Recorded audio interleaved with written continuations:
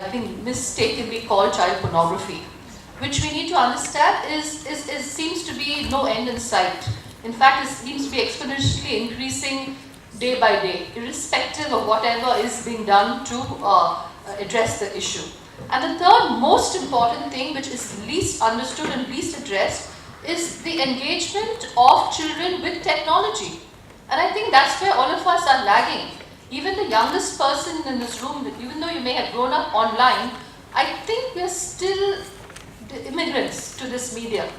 And we're talking about a generation which is native to this media.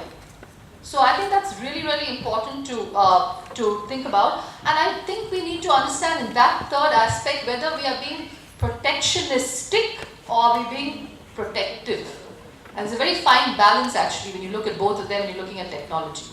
So I'd first like to ask Debararti for her thoughts, and then we go to Siddharth, who's just going to do a short presentation, very short presentation, on what has been Aarambh's experience with the statistics coming out of the hotline which was introduced last year. There are about 65 different hotlines across the world, if I'm not mistaken, and most countries have their own hotline. India is just about getting into the groove of things, of understanding what this is. And Aarambh has tied up with IWF in the UK to start a hotline. It is not a government initiative, though the government now seems to have some interest in doing something about it. But I think it's important to understand, and then the kind of complaints or whatever reporting you're getting on child sexual abuse material emanating from India. There are different ways of looking at it really. So Okay, first of all, good evening to all of you. My thoughts on this particular theme, if we see from three perspectives. One is sexting, then revenge pornography, and then comes sextortion. If you see these three issues, these are actually interlinked. You know, sexting relates definitely to selfie taking habits. Now the question is whether taking selfies can be categorized as a right of a child, or why a child, even an adult. You know, what happens when a person takes selfie of himself or herself? He or she thinks that the picture is stored in the device. Next comes, transferring that particular image to somebody else, which becomes sexting, especially if it is like pictures or images of the private parts, as Karnika told. Now coming to the question of when it travels to the other device or to, say for example, the other port. I'm not using any other technical language, but I would like to say when it travels to other devices, and as Karnika said, when the relationship starts breaking, comes the question of revenge pornography. What happens is that this person may use this particular picture as a revenge taking stuff. Then comes the question of sextortion. With the same picture, as you can see, it's a nude selfie. Who created this? They say it nuisance. Okay, so this is one aspect. Next comes,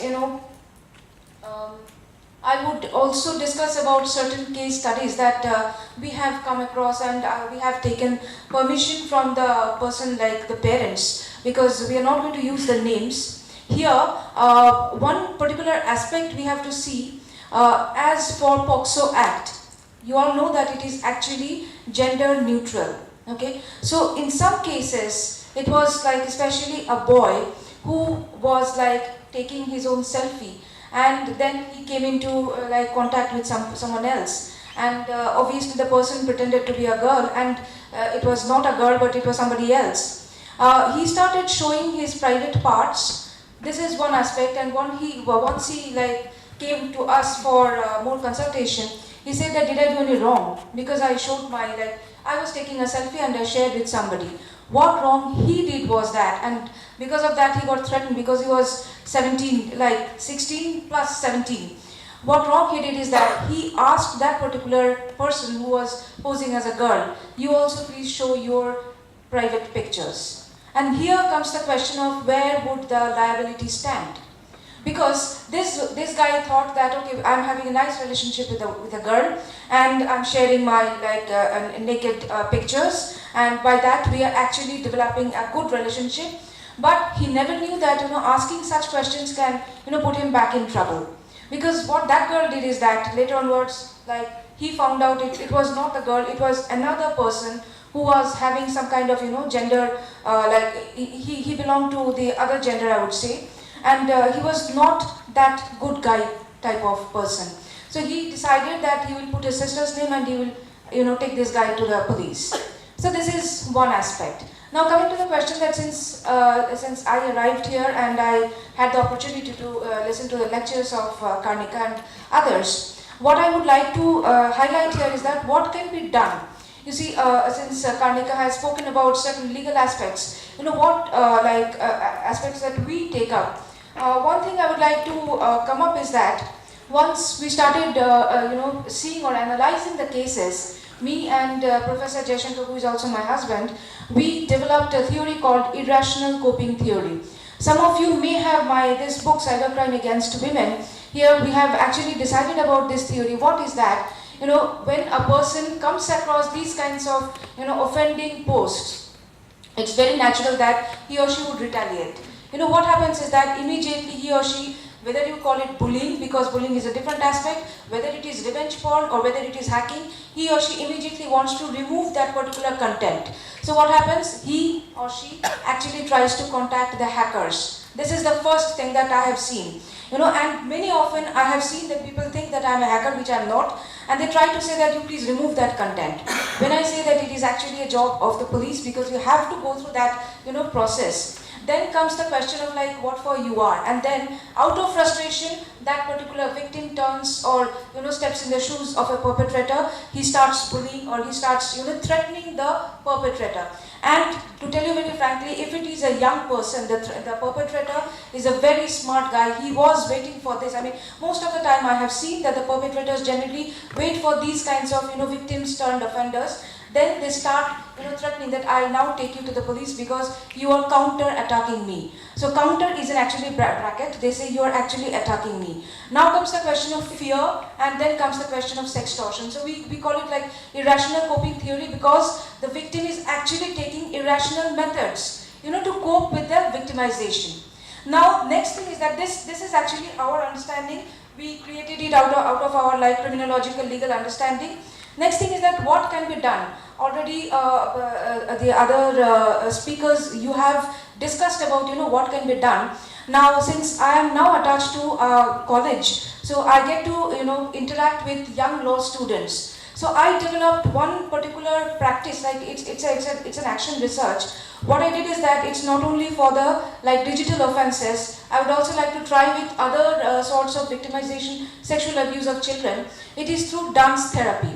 And it is not like we are asking the victims to join our group for dancing and telling about them. It's not like that. We have a person who will show you the dance mudras. Okay, and this is the research that we are now taking up. And this particular dance mudras will show you this is what it has happened. Like we have been very successful in, we conducted this research especially for digital victimization, because my subject is online victimization. And when we showed these things, like it was obviously with the children we tried to do it. When we showed these things, we saw like we had a very small group of people, because all of us know for digital victimization, hardly any child or their parents would like to come up for reporting.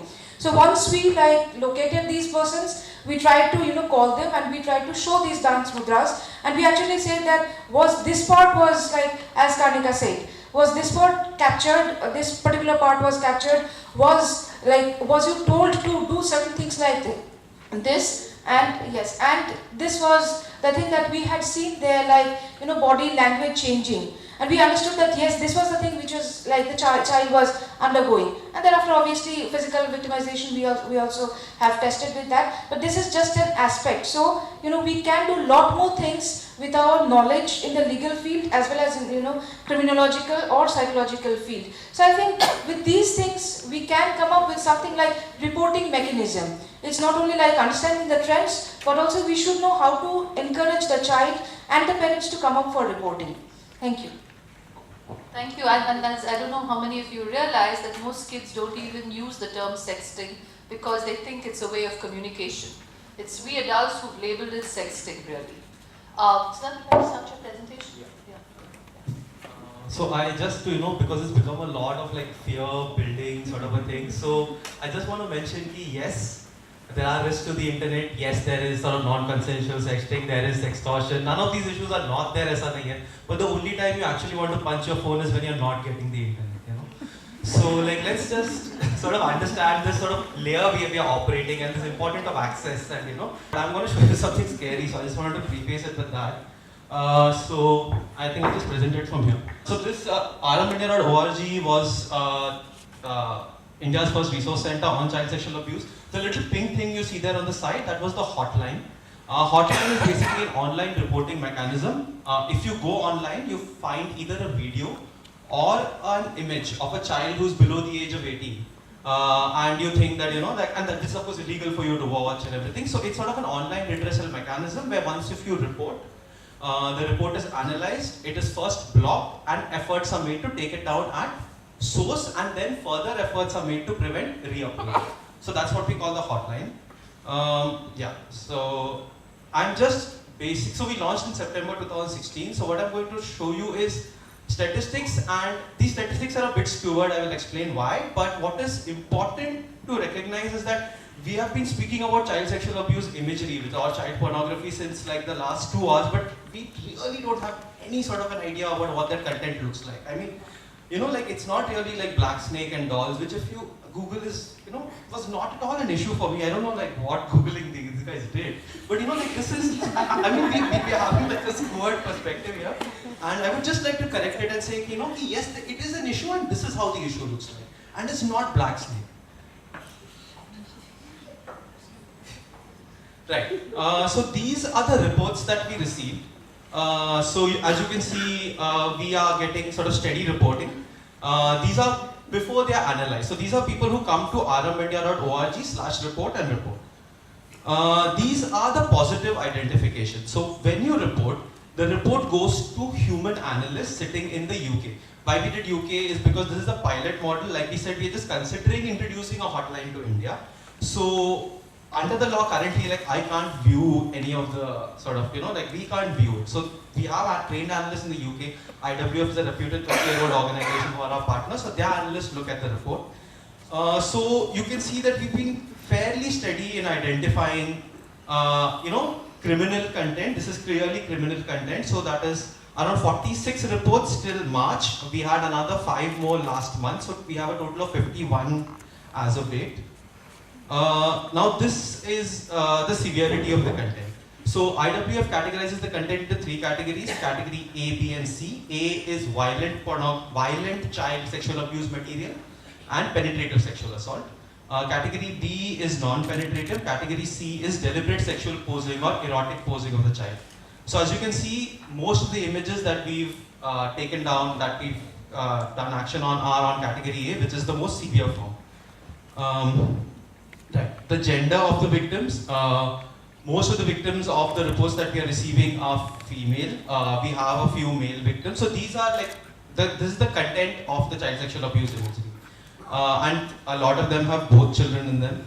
Now this is the disturbing statistic where if you see between the ages of 0 to 6 is where we have the maximum sort of content. Like about, let's say around 75 to 80% are children. Now, this is also skewed in a sense because most of these images are identified visually. Visually, it's tough to know if a child has crossed 15, is she 15, is she 18? So generally, this sort of crunching will show this skewering. But what I'm saying is, like, it's still disturbing the fact that 0 to 6 mein itna elite, like, these are the children who are being featured in child sexual abuse imagery. And these are finally, so this is it, this is the end of the slide. These are finally the host nations. Most of it is hosted in the US, followed by Russia. So the entire IWF International shows that Netherlands is clearly the leader, followed by Russia, US, France, and Germany, where these images are hosted. Last month, we found the first image hosted in India. We are currently in talks with CEOP, and it's the first of its kind. So now we have to see how this mechanism of takedown works. So we are in talks with CEOP, which is the UK law enforcement agency, and seeing how we are going to process this report. So that's pretty much how the hotline looks, and this is, so, you know, like, just for starters, like if you find an imagery, that's where you report on. And very recently, the court has mandated the Indian ISPs to take the IWF blocking material. So in a sense, like, you know, though we are definitely not the national hotline right now, we are definitely the green channel where you should be reporting criminal content if you come across. Thanks, Siddharth. I mean, this keeps with a worldwide trend which has been noticed that the age of the child is dropping, the images are becoming more graphic and violent, and increasingly Asian children are popping up on these websites. And I think that's something very important to keep in mind, because it also ties in with the fact, I mean, the usability of technology, the affordability of technology is also going to make many countries which have been countries in transition or did not have access to technology earlier, now props up possibly also in the basket, with the fact that we have a social milieu which is not very conducive to promoting healthy sexuality at all. So thank you. Anja, against this backdrop, what are your thoughts? Because you come from the other end of the spectrum, I know. I was at a training with feminists from all over Asia last week, and I told them I was going to come here, and they said, "Are you crazy? They're going to cut off your head." And my response was like, "No, they're good people." I think organizations like TULIR, Aarambh, the foundation, Pillai, Debararti, I think we have very, very similar concerns. And for me, free speech is very much about the internet being a medium where everybody can speak freely, and obviously that means safety is central. I do think though that, coming back to the title of the panel, it kind of sets up rights versus safety, and I think that is the wrong starting point to begin with. Safety is really integral to rights. And if we look at it like that, I guess there are 2 points that were implicit in some of the presentations here, but I want to pull out as being really important for us to be more effective at our responses. The first thing is that it's really important that adults also learn how the internet works. It's a problem that people are outsourcing this to others, presuming that the government will keep you safe or some company will keep you safe. The internet was not built for security. Security was not a concern when the internet was first made.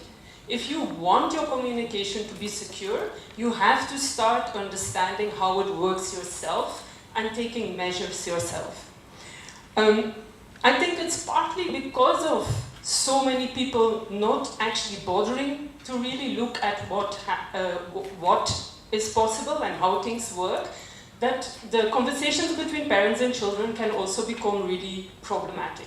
So I thought, for example, Neelam mentioned this case in which a girl had posed as a boy to kind of explore certain things, and I wasn't fully sure, Neelam, whether you saw that as a good thing or a bad thing, because I thought she's kicking ass. This was a really wise thing to do.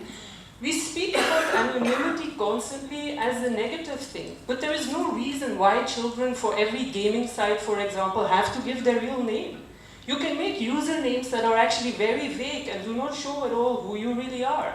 These are all little ways in which you can keep yourself safer. Or we had these questions about which browser is the best. All browsers have plugins which you can use to make sure that they don't keep your browsing history that long, that cookies don't kind of remember from one session to the next what you were doing on a particular website, etc., etc. There's small measures that make a real difference. It's also interesting when Kanika is talking about the keylogging software and how they can mobilize your cameras. So I always have a sticker on my camera, not because I think that somebody might be wanting to record me here and now, but it's such a small measure. And when I have a video call, I take it off, and when I'm done, I put it back. And bindis, by the way, are really good for that for me. So. I think also a problem which comes with the same is that parents very often leak data. Parents often tell their children constantly, don't do this, don't do that, and then post pictures, for example, indiscriminately on the internet themselves, which also sets up a dynamic in which the messages are very contradictory. And again, I think that's something that broader society does. The government is also telling us when it comes to women's safety or children's safety, don't post your pictures, don't share information, and then they themselves actually ask for an awful lot of conversation, and as Kanika also already mentioned, in the context of Adar, for example, are constantly leaking people's bank account details being up, addresses, schools, including of children, right? Pictures, etc., etc. We cannot have a society, or we cannot solve the problem of online safety, be it for adults or children, ever if we don't have a consistent true line. And the true line is that every person should be able to control their data as much as possible themselves. This is true where government is concerned, corporations, everything. As much as possible, the control should lie with us. The second reason why I mentioned that the internet is so important to know is because what I find really troubling sometimes in these conversations as well is how we club so many threads together in one conversation. I'm not sure if you have many of these kind of events where in one presentation somebody will speak about schoolyard bullying and grooming in the same breath. Because the threat is different. The threat actor is different. The way it plays out, the mechanics of it is different. And so the solutions are going to be different. And again, I think this is really important to understand. So for every single threat that you actually identify online, in some cases, the solutions are actually social. And nothing that we do about the internet and no amount of censorship is going to resolve that, right? If we need to have more open conversation with our kids about sexuality, then that's something we will need to do no matter how uncomfortable it sometimes feels. And if we maybe need to do that earlier now, it's not going to go away because we censor more, because we know there will be other devices, new websites, etc., coming up. And the second point related to this is also that I think there is a lot of emphasis on the stranger threat, again, on the internet. Well, when we speak to police, what we hear is that actually most of the complaints that they get and actually do take are again things that have happened with people who are known. You know, the women's movement started literally from the streets. It started in response to issues. It started in response to incidents which happened. The child rights movement has started after the CRC came into being. Agendas, and I'm probably treading a lot of toes when I say this, but child rights agendas are often directed by the funding available. Whether the CRC has to be relooked at, and the fact that all of us immediately saying CRC says 80, not taking into account children's evolving capacities, children's right to information, children's right to privacy was very different in 1992 as opposed to now. Very, very different. So what are your thoughts on all of that? I think we sort of need to look at how we've, one thing that was good about the CRC is we managed to define from there minimum standards of care and protection for children, and now how many children are there on a platform is something that sort of no company reveals, like every sort of company, Facebook, if you're 13, you can sort of join, or like Twitter, if you're 13, you can join, without lying. And then there's of course, people who give children who give sort of false age and then very easily get it. It's not a problem. But what I'm saying is then, now primarily they are an advertising company, but they will also not sort of reveal the demographic of the people there, So how many children are accessing Facebook or this, we don't know. And then, this sort of impedes dialogue in terms of how do we define our, how do we do advocacy for Facebook if we don't know the numbers of the children between 13 and 18? So that becomes very difficult. And there are some things that are, I think, if you look at in terms of some sort of parity, right? We devised minimum standards coming out of concern and the fact that the children were developing. Internet is an angry space. It has sort of potential for the child to very easily reach a sort of, let's say, traumatic content for a child. Those conduits are easily accessible. So, in terms of yes, the child needs the right to sort of forget. He needs to have more sort of access. The child needs to know what sort of platform he's on. Now Facebook and the other, they've become huge platforms. It's right now I'm sitting with Vidya and I'm having a discussion with him. Suddenly the curtain is pulled and my mom is sitting right behind, what kind of platform am I on? It's like a con job. If I don't know what kind of platform am I on, how do I know what kind of data should I give here? Like it's like Delhi before the metro. Like, I don't know how to access this place. Like so I mean like the size of Facebook, the complications in it are like disempowering to us, and of course therefore disempowering to a child. So whatever you tell him, he might just end up making a mistake. So and another thing is I believe that yes, in terms of rights, the right to literacy and the right to access, like cutting off a child's like not giving access to a child is also like equally bad, and I think is definitely impedes, I think, in terms of like development, and we are not thinking the right way if you're not thinking of like sort of access and like literacy, and maybe whatever like the next level would be citizenship. But I think they are valid, but there needs to be some involvement. There's one point that I think a lot of us have forgotten in this conversation about children's access to information online. For a child with a disability who usually faces a lot of social exclusion and is very isolated, the online space opens up a whole new world to them. And I think that's something we need to understand, that it gives them a feeling of inclusion.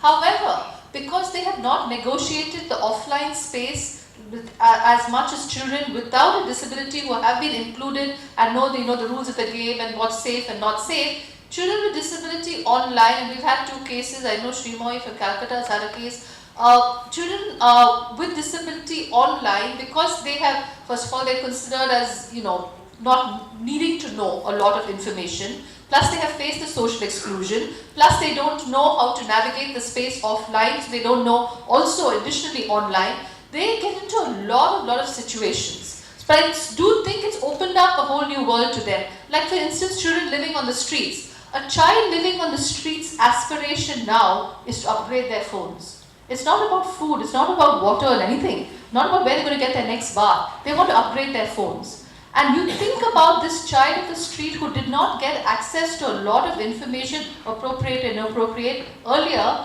Now thanks to various new internet service providers and the fancy schemes they provide, and the cheapness of it, for 15 rupees you get a whole weekend's data free, I believe. Think about the fact that this child is now being able to access information which they hitherto couldn't. So those are the flip sides of it as well. It's a different story that we don't give this child the kind of forums and platforms to process this information appropriately. But I think we need to understand it's helping many marginalized groups so far now be part of a mainstream situation. Just adding on to that, I think the reverse is also working. So all the talk about online safety actually feeds into discourses that keep certain young people, so specifically young women in North India in more rural communities, away from technology. We did research looking at the bans on mobile phone use by young women that were announced by Kap Panchayats, and we specifically went to Haryana and UP. And in most cases, the bans were not effective in that girls often did still get some access to mobile phones. But what is terribly widespread in these areas is the idea that unsupervised use is by definition bad. And so that girls should only be able to access mobile phones when there is a good reason for them to do so. And when we spoke to girls, they were also at pains constantly to emphasize what they called that they were responsible users, and they use these words in English, right? And they would constantly talk about misuse and use. And they themselves would say 75% of mobile phone use is misuse. So at some point, we started to ask them, like, but where are these young people who are misusing it? Because everybody we're talking to is saying that they are using it responsibly. Clearly there is much more going on, right? And our purpose was not in that research to understand their use as such, but the fact that they had to put so much emphasis all the time on, we're being responsible, we're not doing anything wrong. Well, actually, for those girls, the fact that it allows avenues to look at information that they otherwise would not get access to is a great thing. And it's really sad that there is no way for them to kind of celebrate that or mention that even. I don't know how many of you are also aware, and maybe Debararti as a lawyer could throw some light on this. The UK just very recently, in fact 2 weeks ago, finally passed their online grooming law. It started off in 2015, it was just somewhere in the back burner, and last 2 weeks ago they've passed it. In addition, the UK, which seems to have taken an initiative, but they only have about 6 million children in that country compared to 420 million children here, they also have now got something which they say they're going to ask websites, any website, to assess the age of the child before the child actually uses that material. And then if the child uses the material and they're below 13 or whatever, like Facebook, then that website owner or the ISP is going to be held responsible, which is kind of draconian to me, because I mean, how can somebody sitting in Mountain View, California figure out what's happening in, say, Birmingham? But anyway, so Debararti, what do you think of those two? My personal opinion differs from you, Vidya. I don't think that it's a draconian law in that sense. To a certain extent, yes, websites should be responsible, but yes, to a certain extent, it may be draconian, because we really don't know that a child who is entering into Facebook, whether they're really using their own age or not. And also because we have in POCSO Act regarding this grooming, the POCSO Act or the IT Act, they don't use the word grooming, but it is like, very narrowly they touch the word, or the concept of grooming, especially if you see from section 11 of POCSO Act perspective. But again, I would, comment on this, that websites, even it's on the face of it, 13 years, one child can create a profile. In this case, again, I would like to say something. I have come across cases where, children belonging to when they don't have the gender focus, from the age group, the age group from 12 to 14 to 15. They are getting oriented to some other gender. They try to form their own groups. And when they enter Facebook, most of the time they don't go by the age factor. And do note that I have come across this case before the NALSA judgment came. That means Facebook has given them the platform to create their own identity, you say, this regarding this transgender rights, that's the right, that, and the gender identity rights, if you are aware of this. So during that time, before the Supreme Court actually recognized the rights of gender identity or the transgenders' rights, those children who are having that kind of gender orientation for different genders, they started creating their own groups in Facebook.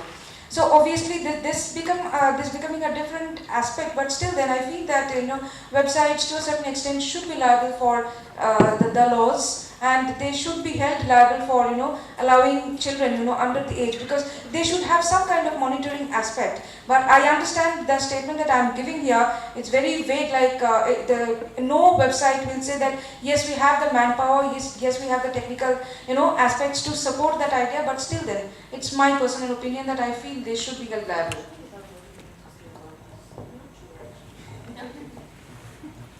I think there is some interesting issues about age verification mechanisms in general, and there are aspects of this people don't look at. So there has been a lot of talk also in the UK, which overall I think is implementing a lot of laws that have very negative repercussions on free speech, and it's a country to be worried about in that sense right now.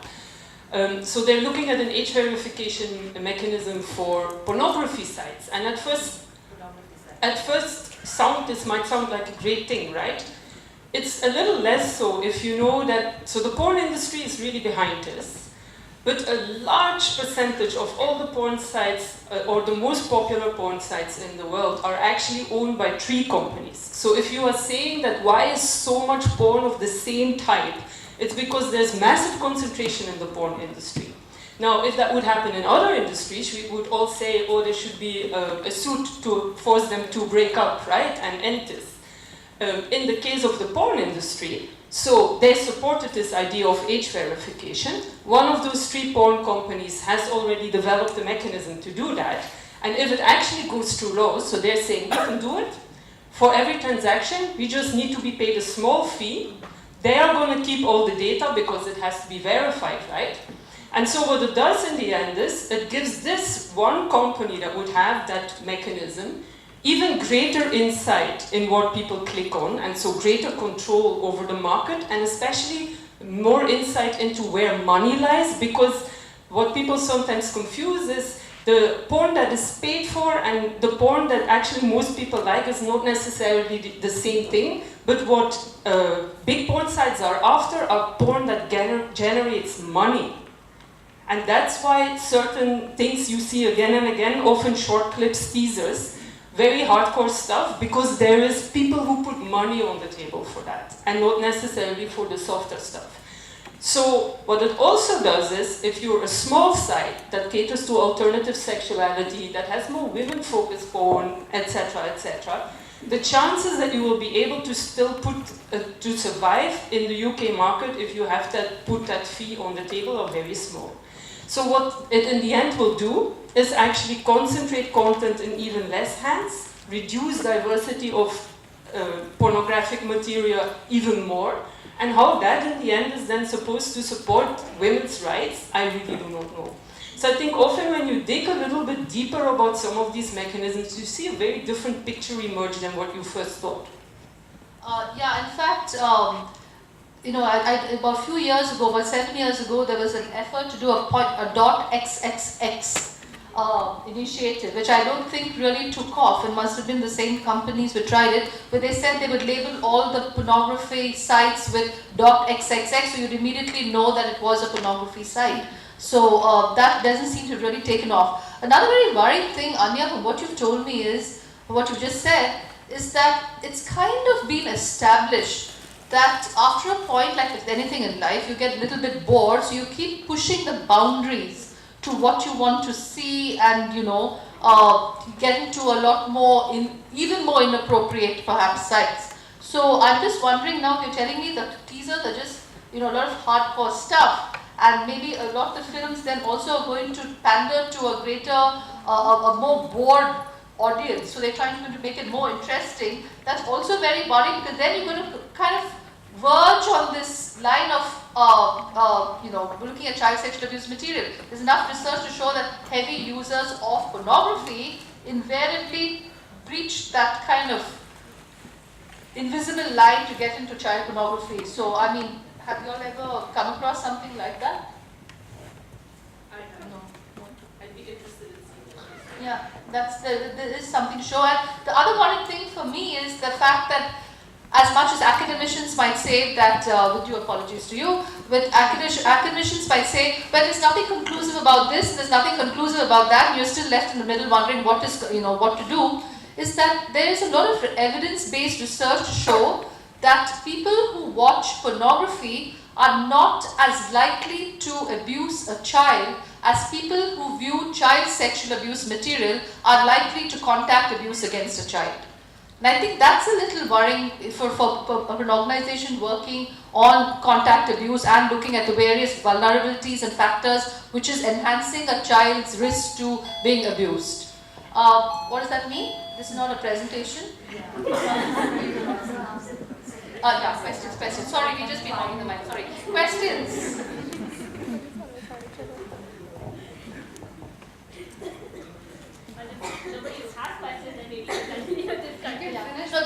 There's one thing I wanted to say, that also it's very important to understand that the IWF, the statistic which Siddharth was showing, where what was gauged as child sexual abuse material by UK standards. Now, if we are able to get more other country hotlines into the Indian government's network, we also then increase the bandwidth of what is considered child sexual abuse material, because every country has its own standards. So that's something we really need to push the government about. I don't know. Also on that figure, so I think it shows the value of numbers still, and yesterday the question came up of whether we still need more research. I think on the online aspect of these issues, most definitely we have far too little information. What Siddharth's figures also pointed to is, if so many of the victims are actually that young, all the talk we had earlier about how you should tell children not to engage with strangers at stages becomes much more complicated, no? Because that does not really work with like a 3-year-old. A child already needs to have a certain social environment with plenty of strangers with whom it interacts. So then you need to ask far more questions about what happened there actually to be able to find an effective remedy. I wanted to push that point as an example of my argument that we really need to look in much more detail at what do these threats consist of if we want to have effective solutions. I mean, there's been this sort of like a large sort of opinion, and you know, it's not an opinion, it kind of feels like the atmosphere sometimes that, especially in panels like this, that it's because of internet that this happened, you know. But then to take it back, it's like we are a country which 57% children, 53% children are abused. So obviously we are a country that are also watching child sexual abuse imagery, you know, like it's like we sometimes like, you know, we can't discuss this just in like, you know, in the whole online sphere and not consider community, not consider neighborhood. Like if you watch a radicalization video, right? What does a radicalization video say? Look around you. What kind of place are they making you live in? Come, we've got a country for you. And you look at where the youth are going from. They're going from Kalyan, right? Look around them. The video rings true for them, and that intervention needs to happen at the community. It's not really like just, you know, we tend to classify it only as an online issue, and it's really, really not that. You know, you really have to engage the community, the family, the neighborhood. So. I was wanting to ask if we are aware that there are these 14 million child pornography sites, and if we are aware that it's concentrated under 3 companies, how then are we not able to bring down these sites, or what is the mechanism, or is there anything at all which can be done? See, you know, I don't know if you're talking about child pornography. She was talking about pornography. Now, pornography, I don't think any of us have issue with pornography. The child pornography, just give you a quick recap. Child pornography earlier started with peer-to-peer networks, then moved into the Russian mafia taking over. It's now got industry-like status plus peer-to-peer networks now. So it works